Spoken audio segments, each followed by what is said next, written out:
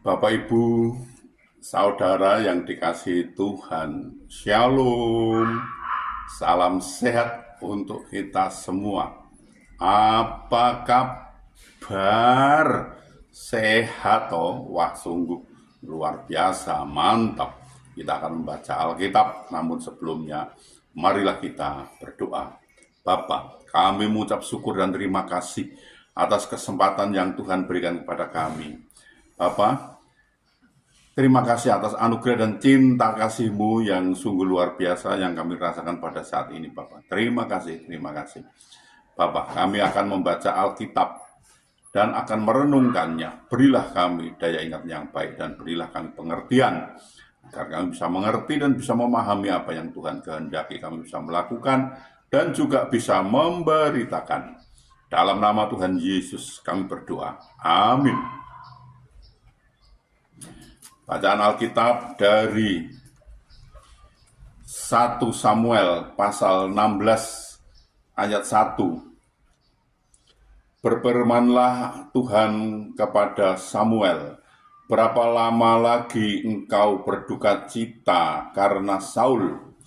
Bukankah ia telah kutolak sebagai raja atas Israel? Isilah tabung tandukmu dengan minyak, dan pergilah.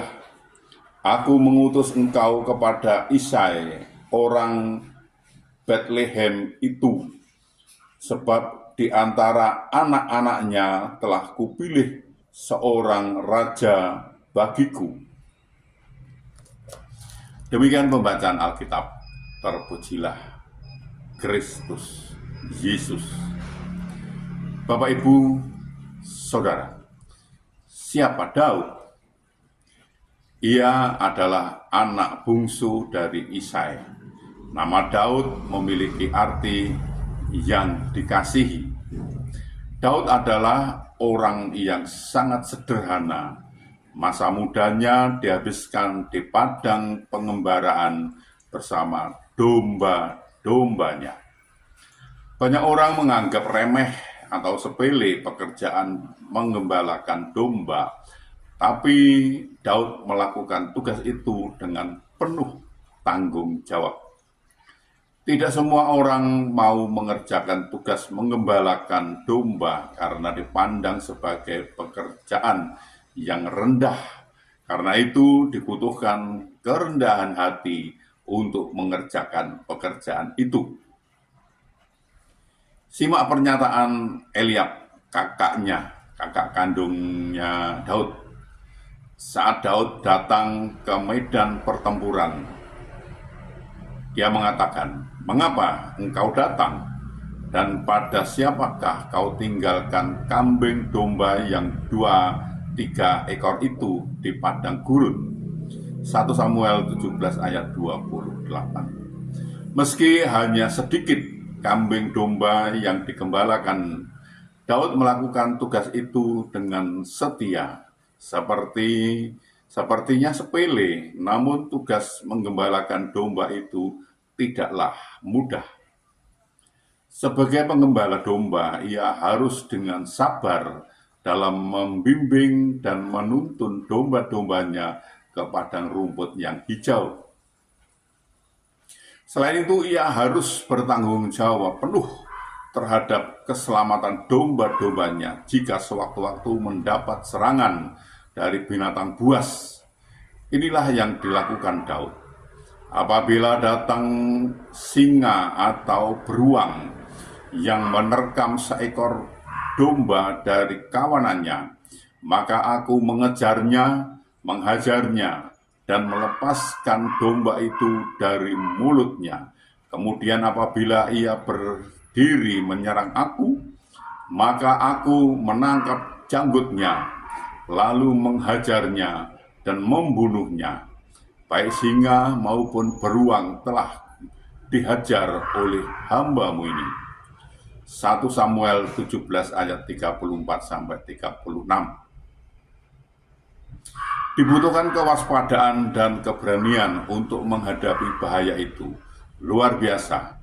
Dari sinilah karakter Daud makin terbentuk dari hari keseharinya. Selain setia mengerjakan tugas sebagai pengembala domba, Daud juga bertalenta di bidang musik, di mana ia sangat piawi memainkan kecapi. Kemampuannya dalam memainkan kecapi terasah di sela-sela menggembalakan domba-dombanya di padang. Sembari menjaga domba-dombanya, Daud memainkan kecapinya dan memuji-muji Tuhan sehingga terciptalah mazmur-mazmur pujian bagi Tuhan. Tiada hari terlewatkan oleh Daud tanpa ia mempersembahkan puji-pujian bagi Tuhan. Bapak, Ibu, Saudara, marilah kita selalu memuji Tuhan agar kehidupan kita berkenan di hadapannya. Tuhan menolong dan memberkati kita. Amin. Mari kita berdoa. Bapa, kami mengucap syukur dan terima kasih atas kesempatan yang Tuhan berikan kepada kami untuk belajar tentang firman Tuhan. Bapa, berilah kami daya ingat yang baik dan berilah kami pengertian agar kami bisa mengerti dan bisa memahami apa yang Tuhan kehendaki kami bisa melakukan dan juga bisa memberitakan. Tolonglah kami ini Bapa. Bapa, kami juga memohonkan untuk saudara-saudara kami, sahabat-sahabat kami yang saat ini sedang sakit, sedang ada kelemahan tubuhnya, mereka tidak bisa berbuat banyak karena sakit. Kami mohon belas kasih Bapa. Tolonglah Bapa, sembuhkan mereka, pulihkan mereka sehingga mereka bisa beraktivitas kembali. Tuhan menolongnya. Bapak, kami juga berdoa, kami juga memohonkan untuk saudara-saudara kami, sahabat-sahabat kami yang saat ini belum bisa memenuhi kebutuhan keluarganya dengan baik. Mereka ada kesulitan masalah keuangan keluarganya, mereka tidak punya Bapak. Mereka sudah mencari dan mencari dan mencari dan mencari lagi, namun mereka sepertinya mengalami jalan buntu mereka ini. Bapak, kami mohon belas kasih Bapak, tolonglah Bapak bukakan jalan bagi mereka, sehingga mereka mencari, mendapatkan, bisa bekerja, bisa berusaha, dan bisa memenuhi kebutuhan keluarganya dengan baik. Bahkan mereka bisa berkelimpahan dan juga bisa menjadi saluran berkat untuk orang lain. Bapak, kami juga berdoa untuk anak-anak kami, saudara-saudara kami, sahabat-sahabat kami yang saat ini sudah waktunya untuk berumah tangga, berkeluarga, namun mereka belum mendapatkan pasangan hidup yang seiman dengan mereka. Mereka sepertinya kesulitan untuk mendapatkan pasangan hidup yang seiman dengan mereka, Bapak. Bapak, kami mohon belas kasih Bapak, bukan jalan bagi mereka sehingga mereka bisa mendapatkan pasangan hidup yang seiman dengan mereka dan mereka bisa membentuk suatu keluarga rumah tangga bahagia dan sukacita dan bisa beranak cucu mereka ini. Bapak, kami juga berdoa untuk bangsa kami, bangsa Indonesia. Berilah damai sukacita, damai sejahtera pada bangsa ini.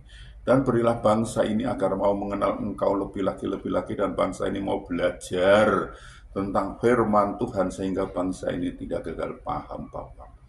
Bapak, ini kami, pakailah kami untuk memberitakan firman-Mu, lengkapi kami dengan Roh-Mu yang kudus untuk memimpin dan memimpin kami dalam memberitakan firman itu, agar tidak keliru, Bapak. Bapak, ampunilah segala dosa dan salah kami, sehingga kami layak untuk memohon pertolongan Bapak. Dalam nama Tuhan Yesus kami berdoa.